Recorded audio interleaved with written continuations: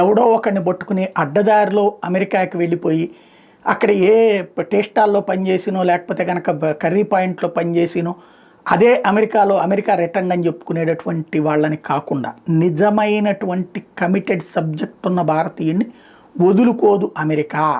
ఇది ట్రంప్ తాజాగా తేల్చి చెప్పినటువంటి అంశం.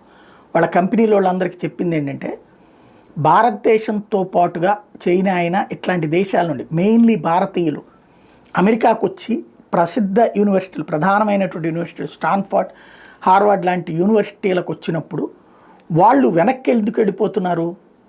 ఇక్కడ ఆ తర్వాత ఉద్యోగ అవకాశాలు లేక.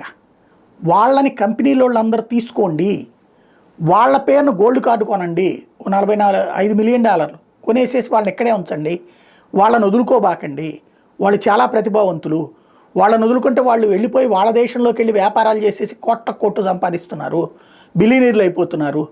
కాబట్టి సబ్జెక్ట్ ఉండి అమెరికన్ ప్రధాన యూనివర్సిటీల దాకా వచ్చినోడిని వదులుకోవద్దు. ఇది అమెరికా అధ్యక్షుడు ట్రంప్ వాళ్ళ దేశానికి సంబంధించిన వ్యాపార పారిశ్రామికవేత్తలకు చేస్తున్న సూచన. దాన్ని బట్టి అర్థం చేసుకోవచ్చు భారతీయుల సామర్థ్యం మీద అతనికి ఎంత నమ్మకం ఉందో.